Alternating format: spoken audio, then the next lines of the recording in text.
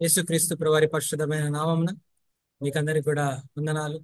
ప్రభు మహాకృపను బట్టి ప్రభు మన ఆయుష్ను పొడిగించి మన గొంతులో ఊపిరించి మరి ప్రభు ఈ రాత్రి మరి జూమ్ మీటింగ్ ద్వారా ప్రభు మనతో మాట్లాడాలని ప్రభు ఇష్టపడుతున్నాడు.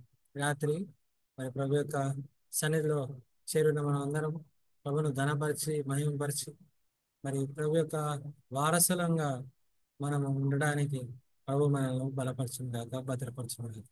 పరిశుద్ధ గ్రంథంలో నుంచి కొన్ని విషయాలు మనం చూడడానికి మనం ప్రయత్నం చేద్దాం. దయచేసి చూడండి. రూతు గ్రంథం రూతు గ్రంథం 3వ అధ్యాయం. రూతు గ్రంథం 3వ అధ్యాయం. పరిశుద్ధ గ్రంథంలో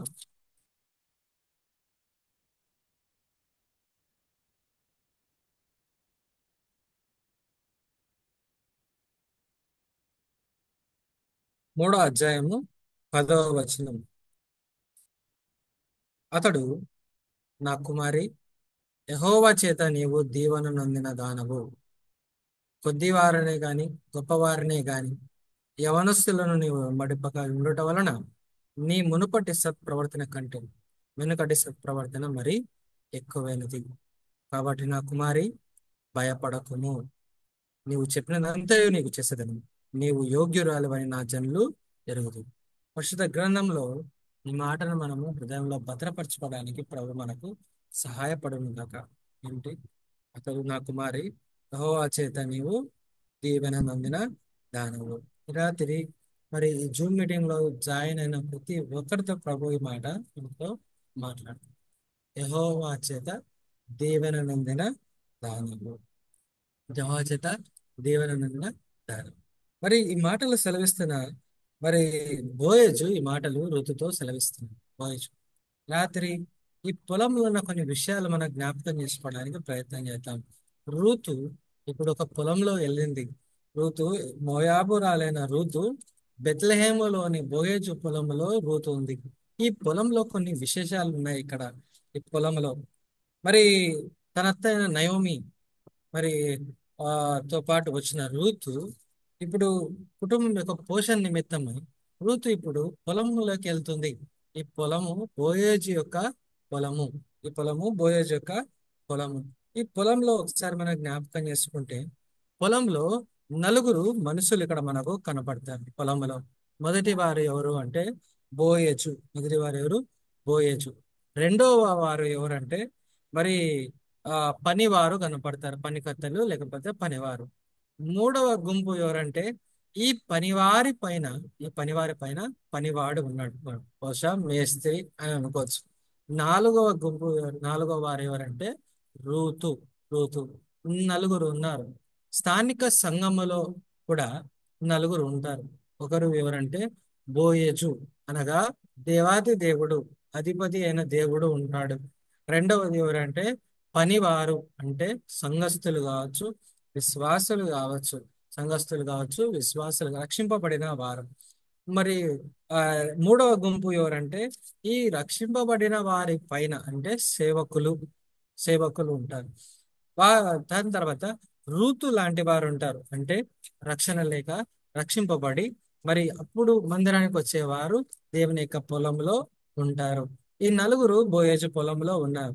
బోయేజు పొలము స్థానిక సంఘంతో పోల్చబడింది. ఈ పొలంలోకి ఎప్పుడైతే బోయేజు వచ్చిందో ఇప్పుడు బోయేజు మరి ఆ, బోయేజు ఆ, రూతు బోయేజుగా పొలంలోకి వచ్చింది. అసలుకి మనం బోయేజు గురించి ప్రత్యేకత మనము తెలుసుకుంటే తన పనివారిగా గొప్పతనం కూడా మనకు అర్థమవుతుంది. బోయేజు పొలము ఎలాంటిదో అనేది కూడా అర్థమవుతుంది. అంటే ప్రభు ఈ రాత్రి జ్ఞాపకం చేస్తున్న ప్రాముఖ్యమైన విషయం ఏంటంటే మనం ప్రార్థనకు మరి చేరి ఉన్నాం. ప్రార్థనకు వచ్చినాం.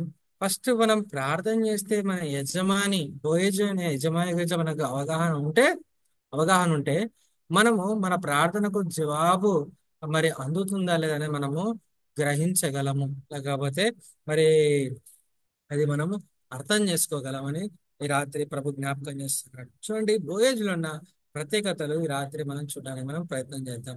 బోయేజు మొదటి వచనం 2వ అధ్యాయము 4వ వచనంలో బోయేజు బెత్లెహేము నుండి వచ్చి యెహోవా మీకు తోడై ఉండును గాక అని చేను కోయు వారితో చెప్పగా వారు యెహోవా నిన్ను ఆశీర్వదించుగాక అనేది. చూడండి, బోయేజు తను ఎప్పుడైతే పొలంలోకి వచ్చినాడో, బోయేజు మాట ఏమొచ్చిందంటే, యెహోవా మీకు తోడై ఉండను గాక. అంటే బోయేజు దేవుని చేత నడిపింపబడుతున్న వ్యక్తి, లేకపోతే దేవుని వ్యక్తి, దేవుని మనిషి, ప్రభు ప్రజలు, ప్రభువుకు సంబంధించిన వారు అని మనకు అర్థమవుతుంది బోయేజు గురించి కదా. మనం కూడా ఎవరినైనా కలిసినప్పుడు మనం ఏం చెప్తాం? ప్రైజ్ ద లార్డ్ అని మనం చెప్తాం. ఫస్ట్ మాట మనకు వచ్చేది ప్రైజ్ ద లార్డ్ కదా. దేవ ప్రభుని అడుగుతాం, ఏమని అడుగుతాం అంటే praise the lord, praise the lord. అంటే ప్రభుని మహిమపరిచేవాడు ఎవరు? బోయేజు కదా. ఈ రాత్రి ప్రభు జ్ఞాపకం చేస్తున్నమాట, నువ్వు బోయేజు పొలంలో ఉన్నావు, దేవుని యొక్క సన్నిధిలో. ఈ రాత్రి ఈ జూమ్ మీటింగ్ లో దేవుని యొక్క సన్నిధిలో ఉన్నావు. నువ్వు దేవుని యొక్క మనిషివా, లేకపోతే ప్రభు పిల్లలవా? ప్రభు పిల్లలు అంటే నీలో బోయేజు లాంటి సుగుణాలు ఉన్నాయి. బోయేజుకున్న సుగుణం ఏంటంటే, తను ఎప్పుడైతే తన చేనిలోకి తను వచ్చినాడో, బోయేజు ఎక్కడి నుంచి వస్తున్నాడంటే, మరి తాను బెత్లెహేములో నుండి బోయేజు వచ్చినాడని రాయబడుతుంది పైన మాటలు. మరి ఆ బోయేజు బెత్లెహేము నుండి పొలంలోకి వచ్చాను. బెత్లెహేము అనగా దేవుడు పుట్టిన స్థానము, దేవుడు జన్మించిన స్థానము బెత్లెహేము. ఈ బెత్లెహేము నుండి పొలంలోకి వచ్చిన వాడు ఎవరు? బోయేజు కదా. అంటే ఈ బోయజును మనం యేసుక్రీస్తు ప్రభువారితో మనం పోల్చినట్టయితే, బెత్లెహేము దేవుడు పుట్టిన స్థలము అని మనం తెలుసు ఈ లోకంలో. అలాగే యేసుక్రీస్తు ప్రభువారి లోకానికి, ఈ లోకమైన పొలంలోకి రావడానికి, పరలోకం నుంచి యేసుక్రీస్తు ప్రభువారి లోకానికి వచ్చినాడు. పరలోకం నుంచి యేసుక్రీస్తు ప్రభువారిలోకి వచ్చినాడు. ఇప్పుడు బోయేజుకున్న రెండవ లక్షణము మనం చూద్దాం. ఏంటంటే 5వ వచనాన్ని చూస్తే, అప్పుడు బోయేజు కొయ్యవారి మీద ఉంచబడిన తన పనివానిని చూచి, ఈ చిన్నది ఎవరు అని అడిగాను. బోయేజుకుండే రెండవ మరి లక్షణము ఏంటంటే, బోయేజు మొదటిగా మరి తాను మరి మరి ప్రభు చేత నడిపింపబడుతున్న వ్యక్తి, అయితే ప్రభు మాటలు కలిగిన వ్యక్తి బోయేజు. రెండవది, కనిపెట్టేవాడు ఎవరంట? బోయేజు కదా. చేనులో ఎవరు వస్తున్నారు, ఎవరు పోతున్నారు, ఎవరు గ్రూప్ లో ఉన్నారు, ఎవరు జాయిన్ అవుతున్నారు, ఎవరు మరి దిగాలుగా ఉన్నారు, ఎవరు ఎవరు ప్రార్థన అవసరతలు ఉన్నాయి, ఎవరు ఎలా ఉన్నారో అని కనిపెట్టేవాడు ఎవరంట? బోయేజ్. బోయేజ్. చూడండి, దేవుని యొక్క సన్నిధిలో కూర్చున్న మనము ఇలాంటి లక్షణాలు మనకు ఉన్నాయా జ్ఞాపకం చేసుకుందాం కదా. మనం కూడా దేవుని యొక్క సన్నిధిని పొలంలోకి వెళ్తున్నాం కదా. ఆ పొలంలో మనం కూడా బోయేజు లాగా, అంటే పరలోక తండ్రి అయిన యేసుక్రీస్తు ప్రభువారిని మనం ఆరాధించడానికి పోతున్నప్పుడు, యేసుక్రీస్తు ప్రభువారిలో ఉన్న ఆ యొక్క మాధుర్యమైన లక్షణాలు మనం తెలుసుకోగలిగితే, మన ప్రార్థన ఈ రాత్రి మరి సఫలం అవుతుందని ప్రభు జ్ఞాపకం చేస్తున్నాడు. మొదటిది ఏంటంటే, బోయేజు మరి దేవుని యొక్క కుమారుడు అని మనము, మ్యాన్ ఆఫ్ గాడ్ అని మనం చెప్పొచ్చు, దేవుని యొక్క కుమారుడు. రెండవది ఏంటంటే, బోయేజు కనిపెట్టువాడు అని మనం జ్ఞాపకం చేసుకోవాలి. మూడవది, 2వ అధ్యాయం 8వ వచనంలో, అప్పుడు బోయేజు రూతుతో, నా కుమారి, నా మాట వినము, వేరొక పొలమును ఏరుకొనుటకు పోవద్దు, దీనిని విడిచిపోవద్దు, ఇచ్చట నా పనికత్తెలు నిలకడగా ఉండము. ఇప్పుడు ఆ రూతుకున్న పరిస్థితి ఏంటంటే, తను మరి ఆ, ఎక్కడికి పోలేని పరిస్థితి, ఎక్కడ సేఫ్ తనకు లేదు, ఎవరు తనకు తెలియదు రూతుకు. మరి తను మరి పొలంలోకి ఎంటర్ అయిన తర్వాత ఆ ఆదరించేవాడని మనం జ్ఞాపకం చేసుకో. బోయేజ్ ఎలాంటి వాడంట? ఆదరించేవాడు. ఏమ్మా చెప్పకుండా వచ్చినావు, నీకు తెలియదా, పొలంలోకి ఎక్కడ పడితే అట్లా రాకూడదు కదా, ఎందుకు ఏరుకుంటున్నావు? ఇవన్నీ మాటలు బోయేజ్ మాట్లాడలేదు. తను చూసినాడు, తను కనిపెట్టినాడు, తన అవసరతలో ఉందని ఎరిగిన వాడు ఎవరంట? బోయేజ్. కాబట్టి బోయేజుకున్న బోయేజుకుంటే మూడవ గుణము లేకపోతే సుగుణము ఏంటంటే, బోయేజ్ది, తను ఆదరించేవాడు బోయేజు. నాలుగవది, 2వ అధ్యాయం 9వ వచనం దయచేసి చూడండి. వారు కోయిచేను కనిపెట్టి వారిని వెంబడించుము, నిన్ను ముట్టకూడదని యవనస్తులకు ఆజ్ఞాపించాను. గద్దించేవాడు ఎవరంట? బోయేజు. పొలములో ఇవన్నీ కూడా ఉంటాయి దేవుని యొక్క సన్నిధిలో కదా. ఆ, దేవుని పిల్లలు, మ్యాన్ ఆఫ్ గాడ్, దేవుని పిల్లలుగా మనం ఉండాలా, కనిపెట్టు వారంగా మనం ఉండాలా, అంతేకాకుండా మరి ఆదరించే వారంగా మనం ఉండాలా, గద్దించే వారంగా మనం ఉండాలని ప్రభు జ్ఞాపకం చేస్తున్నాడు. గద్దించే వారంగా దేవుని యొక్క సన్నిధిలో కేవలం ఎప్పుడు కూడా బ్లెస్సింగ్సే కాదు, కానీ ప్రభు యొక్క సన్నిధిలో ప్రభు జ్ఞాపకం చేస్తున్న మాట ఏంటంటే, ప్రభు ఆదరిస్తున్న మాట ఏంటంటే, ఆయన గద్దించే దేవుడు మనకు ఉన్నాడని ప్రభు జ్ఞాపకం చేస్తున్నాడు. దయచేసి చూడండి, నాలుగు ఆ 2వ అధ్యాయం 9వ వచనంలోనే, నీకు దాహం అగునప్పుడు కుండ యొద్దకు పోయి పనివారు చేదిన నీళ్లను త్రాగమని చెప్పాను. చూడండి, ఒక పని చేసే వ్యక్తి, పొలంలో పని చేసే వ్యక్తికి ఏది అవసరత ఉంటుంది? ఏం అవసరత ఉంటుంది? మీకు అర్థమవుతుందా? ఏం అవసరం కదా? ఎండకు పనిచేసే వాళ్ళకి నీళ్లు అవసరం. నీళ్ళు అవసరం. అవసరతలను తీర్చేవాడు ఎవరంట? పోయొచ్చు. అవసరతలను ఎరిగిన వాడు ఎవరు? పోయొచ్చు. పోయొచ్చు. నీకు ఏం అవసరం? పొలంలో పని చేస్తున్నప్పుడు ఆ పొలంలో ఎండ తీవ్రతకు నువ్వు దాహం అవుతుంది. దాహం అవుతున్నప్పుడు ఇదిగో ఆ పనికత్తలు చేదిన నీళ్లను మాత్రమే నువ్వు తాగు. నీ కొరకు అవి ఉంచబడినాయి కదా, అవి నువ్వు తాగొచ్చు. చూడండి, అవసరత ఎరిగిన వాడు ఎవరంట? పోయేజు. దేవుని యొక్క సన్నిధి యొక్క గొప్పతనం ఇది.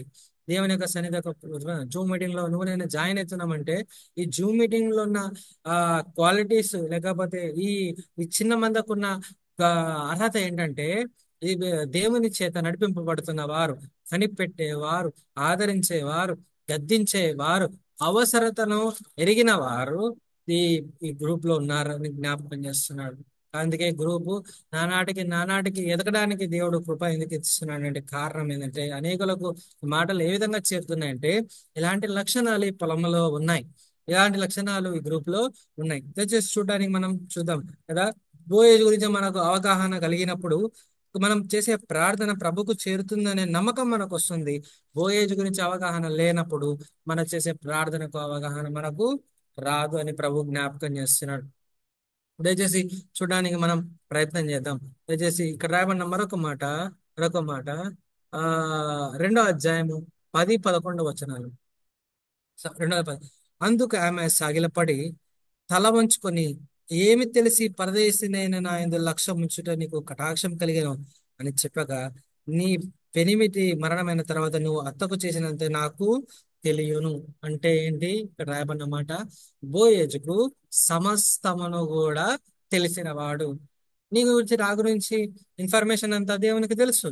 నీ గురించి నా గురించి ఎలాంటి వారమో దేవునికి తెలుసు. ఎలాంటి మరి పరిస్థితుల్లో ఉన్నామో దేవునికి తెలుసు. ఎలాంటి స్థితిలో ఉన్నామో దేవునికి తెలుసు. నువ్వు ఏం ప్రార్థన చేయబోతున్నావో దేవునికి తెలుసు. ఏమి ఆ ఎలాంటి ప్రదేశం నుంచి వచ్చినావో దేవునికి తెలుసు. సమస్తమును ఎరిగిన వాడు.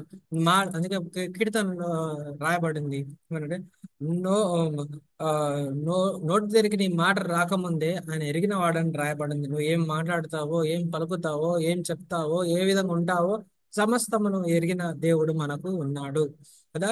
కాబట్టి ఈ యొక్క గ్రూప్ లో ఉన్న ప్రత్యేకత అలాంటిది.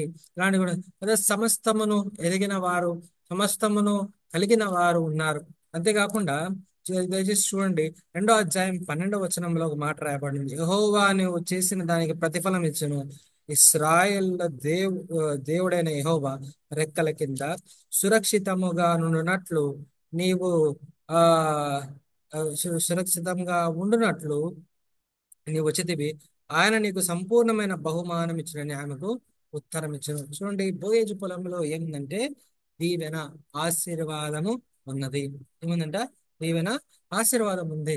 ఇలాంటి గొప్ప సంఘంలో మనం ఉన్నాం. నీ దేవుడు ఎలాంటి వాడో తెలుసా? తండ్రితో సంబంధం కలిగిన వాడు యేసుక్రీస్తు ప్రభువారు కదా. అందుకే ఈయన నా ప్రియకుమారుడు, ఈయన నేను ఆనందించుచున్నానని మరి తండ్రి మరి సెలవిచ్చిన మరి యేసుక్రీస్తు ప్రభువారి గురించి చెప్పినాడు. యేసుక్రీస్తు ప్రభువారు కనిపెట్టే దేవుడు, యేసుక్రీస్తు ప్రభువారు ఆదరించే దేవుడు, యేసుక్రీస్తు ప్రభువారు గద్దించే దేవుడు, యేసుక్రీస్తు ప్రభువారికి సమస్తమును ఎరిగిన దేవుడు, యేసుక్రీస్తు ప్రభువారు అవసరతలు తీర్చే దేవుడు, యేసుక్రీస్తు ప్రభువారు దీవెనలు ఇచ్చే దేవుడు మనకున్నాడు ఈ రాత్రి. అలాంటి వారంగా మనం ఉన్నాం. దయచేసి చూడండి, ఆ 2వ అధ్యాయం 14వ వచనం. బోయజు భోజన కాలమున నీవు ఇక్కడికి వచ్చి భోజనం చేసి చిరకాలోని ముక్క ముంచి తినుమని ఆమెతో చెప్పగా, చేనుకోని వారి వద్ద ఆమె కూర్చుండెను. అతడు ఆమెకు పేలాలు అందియగా ఆమె తిని తృప్తి పొంది కొన్ని మిగిలిచ్చాను. ఏముందంట? బోయేజు పొలంలో బోయేజు పొలంలో ఆహారం సమృద్ధిగా ఉన్నది. ఆహారం ఏముందంట? సమృద్ధిగా ఉంది. యేసుక్రీస్తు ప్రభువారు మరి ఆ ఆ సువార్తల్లో శిష్యులు యేసు ప్రభు ఆఖరి అధ్యాయంలో, యోహాను సువార్త ఆఖరి అధ్యాయంలో, పిల్లలరా మీ దగ్గర ఏమన్నా ఉన్నదా అన్నప్పుడు, అరే మా దగ్గర ఏమీ లేదు అని శిష్యులు సముద్రంలో నుంచి ఒడ్డుకు చేరే లోపల అక్కడ కాల్చబడిన ఆ చేపలు, రొట్టెలు ఉన్నాయి. అప్పటి వరకు లేవు అక్కడ గట్టు మీద. అంటే అర్థం ఏంటంటే, మన ఆహారాన్ని సిద్ధపరిచే దేవుడు, ఈ కడుపును నింపే దేవుడు మనకు ఉన్నాడని ప్రభువు జ్ఞాపకం చేస్తున్నాడు. ఇది చూడండి, ఎన్ని గొప్ప లక్షణాలు బోయజులు ఉన్నాయో అలాంటి లక్షణాలే మరి క్రైస్తవ సంఘము అనే పొలములో ఇలాంటివి ఉండాలి. ఇలాంటివి ఉండాలి. ఆదరించేవారు ఉండాలి, గద్దించేవారు ఉండాలి, నడిపించేవారు ఉండాలి, సమస్తం ఎదిగిన వారు ఉండాలి, మందిరంలో నిత్యము ఆహారం ఉండాలని ప్రభు జ్ఞాపకం చేస్తున్నాడు. ఇదే సంఘము, నీ కుటుంబమే నీ సంఘము, నీ వ్యక్తిగత జీవితమే నీ యొక్క సంఘం అని రాయబడుతుంది. రాత్రి ప్రార్థన చేద్దాం, ప్రభా నా వ్యక్తిగత జీవితం అనే సంఘములో ఇవన్నీ ఉన్నాయా లక్షణాలు? లేకపోతే రాత్రి ప్రార్థన అది ఆశీర్వాదకరంగా ఉండదు, ఇతరులకు ధీమాకరంగా ఉండదు. ఇలాంటి వారంగా మనం ఉండాలి. అంతేకాకుండా దయచేసి చూడండి, ఆ బోయేజు బైబిల్ మొత్తంలో ఒకే ఒక్క మాట, బైబిల్ మొత్తంలో ఒక మాట దయచేసి జాగ్రత్తగా గమనించడానికి ప్రయత్నం చేయండి. ఆ బహుశా తప్పైతే నన్ను తర్వాత మీరు కరెక్ట్ చేయండి. నాకు ప్రభు ఇచ్చిన తలంపు నేను మీకు షేర్ చేస్తున్నాను. పరిశుద్ధ గ్రంథంలో ఒకే ఒక మాట, ఒకే ఒక మాట, ఇక్కడ ఈ మాట మరి బోయజ్ గురించి రాయబడింది. దయచేసి చూడండి, 2వ అధ్యాయం, ఋతు గ్రంథం 2వ అధ్యాయం, 19వ వచనంలో, ఆ 20వ వచనంలో రాయబడింది ఏంటంటే, నయోమి బ్రతికి ఉన్న వారికి, చచ్చిన వారికి ఉపకారం చేయుట మానని ఇతడే యెహోవా చేత ఆశీర్వపబడును. ఏ మానవుడైనా సరే బ్రతికినంత వరకే ఉపకారం చేస్తాడు, కానీ చచ్చిన తర్వాత ఉపకారం చేయరు. చేస్తారా? ఆ ఉన్నారా ఎవరైనా? నాకు తెలిసి గ్రూప్ లో ఎవరు లేరు అనుకుంటున్నా. నాకు తెలిసి బతికినప్పుడే చూసుకోవడం కష్టం, చచ్చిన తర్వాత ఎవరు చూసుకుంటారు? ఆ సమాధి కాడికి పోవడమే చాలా భారంగా పోతాం కదా. ఆ లాస్ట్ మూమెంట్ లో పోతాం అంతవరకు. ఇంకా ఘోరం ఏంటంటే, చనిపోయిన తర్వాత నిమిషాలలో ఆ సమాధి తోటకు పంపిస్తాం. ఉం? కదా. ఉంచుకోవడానికి, అంతవరకు ప్రేమతో ఉంచుకోవడానికి తల్లిదండ్రులైనా ఎవరైనా సరే వాళ్ళని ఉంచుకోవడానికి ఇష్టపడం మనం. ఎందుకంటే ఆయన బోయేది అలాంటి వాడు కాదు. బ్రతికినప్పుడు తను మేలు చేసేవాడే, చనిపోయిన తర్వాత కూడా మేలు చేసేవాడు. ఎవరికి ఉంది ఈ లక్షణం చెప్పండి? ఒక యేసు ప్రభుకు తప్ప ఎవరికి లేదు. బోయేజుకు బహుశా ఆ బోయేజు ఇహలోక పరంగా తను మేలంటే బహుశా కొన్ని విధాలుగా మనం ఆలోచించవచ్చు, కానీ చనిపోయిన తర్వాత మేలు చేసేది ఒకరే ఒకరు, అదే యేసుక్రీస్తు ప్రభు కదా. బతికినప్పుడు నిన్ను ఆదరించి, నిన్ను నడిపించి, నిన్ను పోషించి, నిన్ను కాపుదల అనుగ్రహించి అని నిన్ను నడిపిస్తాడు. నువ్వు చనిపోయిన తర్వాత పరలోక రాజ్యానికి నడిపిస్తాడు. ఎంత గొప్ప దేవుడు మనకు! బ్రతికినప్పుడు చచ్చినప్పుడు మేలు చేసేవాడు బోయచ్చు, అదే యేసుక్రీస్తు ప్రభు. ఎవరైనా ఉన్నారా బైబిల్లో? ఎవరైనా ఉన్నారా బ్రతికినప్పుడు, చనిపోయినప్పుడు ఈ లోకంలో దేవతలు అనబడిన వారు, దేవుళ్ళు అనబడిన ఎవరైనా ఉన్నారా? ఈ రాత్రి జూమ్ మీటింగ్ లో వింటున్నా నువ్వు నేను ప్రభుని ఒకసారి అడుగుదాం. ఇంకా రక్షింపబడకపోతే, దేవుని ఎరగకపోతే, బోయేజు యొక్క పొలంలో నువ్వు ఉంటే, బతికిన వారికి సచిన వారికి మేలు చేసే వాళ్ళు ఎవరున్నారు? ఎవరన్నా అడిగినప్పుడు మిమ్మల్ని, ఎందుకు మీ మీ దేవుని యొక్క స్పెషల్ క్యారెక్టర్ ఏంటి, క్వాలిటీ, ఎందుకు యేసు ప్రభువుని నమ్ముకున్నారంటే ఈ మాట చెప్పండి. ఆ ఈ మాట మనకు సహాయకరం ఉంటుంది. ఏంటంటే, నేను బతికినప్పుడు నాకు మేలు చేస్తాడు, నేను చనిపోయిన తర్వాత కూడా నాకు మేలు చేసే దేవుడు ఒకరే ఒకరు, ఆయన్ని యేసుక్రీస్తు ప్రభు. ఆయన యేసుక్రీస్తు ప్రభు. చూడండి, ఇవి పొలంలో ఉన్న విశేషాలు, ఇది బోయేజు పొలంలో ఉన్న విశేషాలు. ఈ రాత్రి జూమ్ మీటింగ్ లో ఉన్న విశేషాలు ఇవే. గ్రూప్ లో ఈ గ్రూప్ ఎందుకు ప్రత్యేకం అంటే, బహుశా మంద చిన్నదే కానీ దీనిలో జరిగే కార్యాలు గొప్పవి. ఎందుకంటే ప్రార్థన పరులు ఉన్న గుంపు ఇది, దేవుని యొక్క సన్నిధి చేత నడిపింపబడుతున్న గుంపు కదా. బోయలాగా ఆదరించే వారు ఉన్నారు, బెత్లెహేము నుండి వచ్చిన వారు ఉన్నారు, మరి గద్దించే వారు ఉన్నారు, సమస్తం ఎరిగిన వారు ఉన్నారు, మరి అవసరాలు తీర్చేవారు ఉన్నారు, ఆహారాన్ని సిద్ధపరిచే వారు ఉన్నారు, జీవించేవారు ఇక్కడ ఉన్నారు. అంతేకాకుండా బ్రతికిన వారికి, చచ్చిన వారికి మేలు చేసేవారు ఇక్కడ ఉన్నారు. ఎంత గొప్ప ధన్యత దేవుడు మనకి ఈ పొలము మనకు అనుగ్రహిస్తున్నాడు. అందుకే కీర్తనలో రాయబడింది, యెహోవాను బట్టి పొలమును స్వతంత్రించుకునుడి అని రాయబడింది కదా.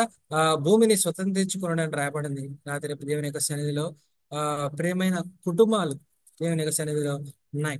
మీరందరూ కూడా జ్ఞాపకం చేసుకోండి. వ్యక్తిగతంగా సింగిల్ గా ఉన్నారేమో కదా, యవనస్తులు ఉన్నారేమో, సింగిల్ గా ఉన్నారేమో, జ్ఞాపకం చేసుకోండి. నీవు ఒక పొలము, నువ్వు బోయేజు యొక్క పొలము. కుటుంబంగా ఉన్నారని నీ కుటుంబము ఒక పొలము. సంఘంగా ఉన్నారేమో, సంఘము ఒక పొలము. ఈ పొలంలో ఈ లక్షణాలు ఉండాలా. ఆ లక్షణాలు బోయేజులో ఉన్నాయి. ఆ బోయేజే యేసుక్రీస్తు ప్రభువారికి పోల్చబడింది. యేసు ప్రభు లేకపోతే బోయేజు పొలము లేదు కదా. ఇది ఒక్క మాట మనం జ్ఞాపకం చేసుకుందాం. చచ్చిన వారికి, బ్రతికిన వారికి మేలు చేసేవాడు బోయేజు మాత్రమే. అదే యేసుక్రీస్తు ప్రభువారు మాత్రమే అని జ్ఞాపకం చేసుకోవాల్సిందిగా ప్రభు నామమున మన చేస్తున్నాం. 2వ అధ్యాయము 15వ వచనంలో ఒక మాట రాయబడింది ఏమంటే, ఆమె ఆమె ఏరుకొనుటకు లేచినప్పుడు బోయేజు ఆమె పనులను మధ్య ఏరుకొని వచ్చును, ఆమెను అవమానపరచకుడి అని రాయబడింది కదా. మనిషి యొక్క ఆ ఘనతను పెంచే బోయేజు. ఆమెను అవమానపరచకండి. లేదా ప్రేమించేవాడు ఎవరంట? బోయేజు కదా. ప్రేమించే సంఘము మనకు ఉన్నది ఏంటంట? అదే బోయేజు యొక్క పొలం. పొలం. ప్రేమ లేకపోతే బోయేజు. మరి ఆమె కొరకు పనులు విడిచిపెట్టండి, ఆమె కొరకు ఇంకా కొన్ని విడిచిపెట్టండి కదా. ఆమెను అవమానించొద్దండి అని అంటున్నాడు కదా. అంతేకాకుండా బోయేజులో ఉన్న ముఖ్యమైన మరి మరి విషయం ఏంటంటే, 3వ అధ్యాయం 17వ వచనంలో రాయబడింది, నీవు వట్టి చేతులతో నీ అత్త ఇంటికి పోవద్దు పోవద్దని చెప్పి అతడు ఈ 6 కులల యవలను నాకిచ్చెను. అప్పుడు ఆమె, నా కుమారి, ఈ సంగతి నేటి దినము నెరవేర్చితేనే కానీ ఆ మనుషులు ఊరుకుండడం కనుక ఇది ఎలాగ జరుగును నీకు తెలియ వరకు ఊరుకుండమనను. అతిథి మర్యాద చేసేవాడు ఎవరంట? బోయజు. అతిథి మర్యాద, ఆతిథ్యం ఇచ్చేవాడు ఎవరంట? బోయజు. రూతు ఎప్పుడైతే తన దగ్గరికి వచ్చిందో, తన ఇంటికి వెళ్తున్నప్పుడు, నువ్వు ఉత్త చేతులతో నువ్వు వెళ్ళొద్దు. దేవుని యొక్క సన్నిధిలో నువ్వు బహుశా ఖాళీ చేతులతో నువ్వు వచ్చినాయేమో, ఈ నుంచి ఉత్త చేతులతో పోనీకి లేదు. ఎందుకంటే ఈ బోయేజు వలన అతిథి మర్యాద చేసే సంఘం. ఎందుకని ఇంటికి ఎవరు వచ్చినా సరే, సేవకులు వచ్చినా ఎవరు వచ్చినా, వారికి అతిథి మర్యాద చేయండి, వారిని ఆదరించండి, వారితో మాట్లాడండి. ఎందుకంటే నీ కుటుంబమే బోయేజు పొలము, నీ ఇల్లే బోయేజు, నీవే బోయేజు అని జ్ఞాపకం చేసుకో. నువ్వే బోయేజు అని జ్ఞాపకం చేసుకో. నువ్వు యేసుక్రీస్తు ప్రభు యొక్క స్వారూప్యంలో నీవు ఉన్నావని జ్ఞాపకం చేసుకో. ఆ అంతేకాకుండా అంతేకాకుండా 4వ అధ్యాయంలో రాయబడిన మాట నాది, మరి తాను బంధు ధర్మాన్ని చేయువాడు ఎవరంట? బోయేజు. బంధు ధర్మం చేసేవాడు ఎవరు? బోయేజు. ధర్మం ప్రకారం అంటే న్యాయమును జరిగించువాడు ఎవరంట? బోయేజు. దేవుని యొక్క సన్నిధిలో కూడా న్యాయాధిపతి అయిన యేసుక్రీస్తు ప్రభువారు ఉన్నారు కదా. నువ్వు ఎలా బతికినా ఆయనను ప్రేమిస్తున్నాడు కాబట్టి నిన్ను మరి నువ్వు ఎట్లా ఉన్నా ఆయన ఒప్పుకునే దేవుడు కాదు కదా. నేను దేవుని యొక్క సన్నిధిలో తీసుకొచ్చిన తర్వాత నీలో దేవుని యొక్క నువ్వు దేవుని మనిషిగా ఉండాలా, నువ్వు కనిపెట్టేవాడుగా ఉండాలా, నీవు ఆదరించేవాడుగా ఉండాలా, నువ్వు గద్దించేవాడుగా ఉండాలా, నువ్వు సమస్తమును ఎరిగిన వాడుగా ఉండాలా, అవసరతను తీర్చేవాడుగా ఉండాలా, ఆహారమును సిద్ధపరిచేవాడుగా ఉండాలా, దీవించేవాడుగా ఉండాలా, బ్రతికిన వారికి చచ్చిన వారికి మేలు చేసేవారుగా నువ్వు ఉండాలా, ప్రేమించే సంఘంగా నువ్వు ఉండాలా, అతిథి మర్యాద చేసేవారుగా ఉండాలా, న్యాయమును జరిగించేవారుగా నీవు ఉండాలి. ఈ బోయేజు పొలము, ఇది దేవుని యొక్క సంఘము, ఇది నీవే ఒక సంఘము, నీవే ఒక కుటుంబం. ఒకటి రాత్రి దేవుని యొక్క సన్నిధిలో బోయేజును మనం అర్థం చేసుకున్నాం. యేసుక్రీస్తు ప్రభువారిని ఒకసారి చూస్తూ మనము ప్రార్థనలోకి ప్రవేశిద్దాం. యేసుక్రీస్తు ప్రభువారు కూడా మరి ఆ ఈ లోకం అనే పొలములో, సంఘములో యేసుక్రీస్తు ప్రభు పరలోకము నుంచి బెత్లెహేము నుండి, ఆ పరసంబంధమైన బెత్లెహేము నుండి యేసుక్రీస్తు ప్రభు ఈ లోకంలోకి వచ్చినాడు, ఆయన జన్మించినాడు. ఆయన స్థలం ఇక్కడ కాదు. యేసుక్రీస్తు ప్రభువారు పరలోకం నుండి దిగి వచ్చిన మన కొరకు దిగి వచ్చినాడు. ఆయన కనిపెట్టినాడు మానవులని, ఆయన ఆదరించినాడు, ఆయన ప్రేమించినాడు, ఆయన సమస్తమును ఎరిగిన వాడు కదా. జక్కయ్య ఇంటికి పోయినప్పుడు, జక్కయ్య నీ గురించి నాకు సమస్తమును తెలుసు కదా. రక్తస్రావం గల స్త్రీ ఆయన దగ్గరికి వచ్చినప్పుడు, నాకు సమస్తమును కూడా తెలుసు, నీ బలహీనత ఏందో అన్ని కూడా ఎరిగిన వాడు. పాపాత్మురాలైన స్త్రీ ఆయన పాదములు పట్టుకున్నప్పుడు, ఇదిగో ఆమె పాపాత్మురాలను మాట్లాడుతున్నప్పుడు, ఆమె గురించి నాకు సమస్తము తెలుసు అని చెప్పిన వాడు ఎవరంట? బోయేజ్. ఆ, యేసుక్రీస్తు ప్రభువారు ఆయన ఆదరించేవాడు, ప్రేమించేవాడు. ఆయన న్యాయాధిపతి, ఆయన న్యాయాధిపతి, న్యాయం తీర్చే దేవుడు, ఆయన అతిథి మర్యాద చేసే దేవుడు, ఆయన అతిథి మర్యాద చేసే యేసుక్రీస్తు ప్రభువారు కదా. ఇంత గొప్ప దేవుడు ఆయన మనల్ని అతిథులుగా యేసుక్రీస్తు ప్రభువారు మనల్ని స్వీకరించు. మనల్ని ఆయన ఆయన మనల్ని ఆదరించాల్సిన అవసరం ఆయనకు లేదు. ఆ ఆయనలంతా జాలి చూపించాల్సిన అవసరం లేదు. అని ఈ పొలంలో ఉన్న విశేషాలు పొలంలో కదా ఈ జూమ్ మీటింగ్లో జాయిన్ అయిన ప్రతి ఒక్కరమైన మనము జ్ఞాపకం చేసుకున్నాం బోయేజు యొక్క గొప్పతనము, మన యొక్క పరిస్థితి జ్ఞాపకం చేసుకొని ప్రభు దగ్గర యథార్థంగా మనం మాట్లాడదాం, ఒప్పుకుందాం. ఈ రాత్రి మనం గోజాడదాం. యేసుక్రీస్తు ప్రభు నుంచి ఎరిగిన వారు ఆయన న్యాయాధిపతి, ఆయన న్యాయం చేసే దేవుడు, మనకు తీర్పు తెచ్చేసే దేవుడు. ఆయన మరి ఋతు బంధు ధర్మం జరిగించిన బోయేజు. ఈనాడు నువ్వు నేను కూడా ఎక్కడైతే మనం ఇరుక్కమైనామో, ఏది ఆస్తిని కోల్పోయినామో, ఏది మనం సంపాదించుకోలేకపోయినామో, మరి రూతు ఏదైతే తాను కోల్పోయిందో దాన్ని తిరిగి సంపాదించి పెట్టిన వాడు ఎవరంట? బోయజ్.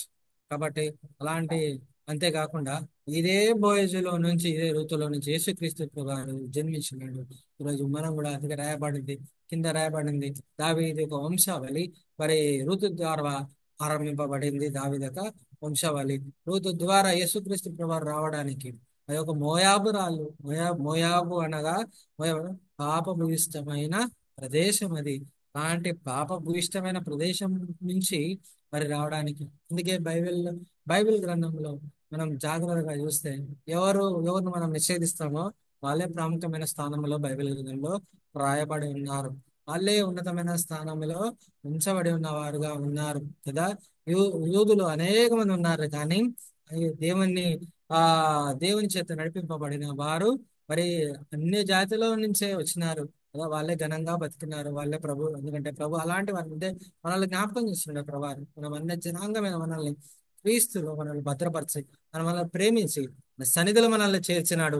ఈ రాత్రి బోయేజు పొలంలో నువ్వు నేను ఉన్నామా లేదా జ్ఞాపకం చేసుకున్నాం.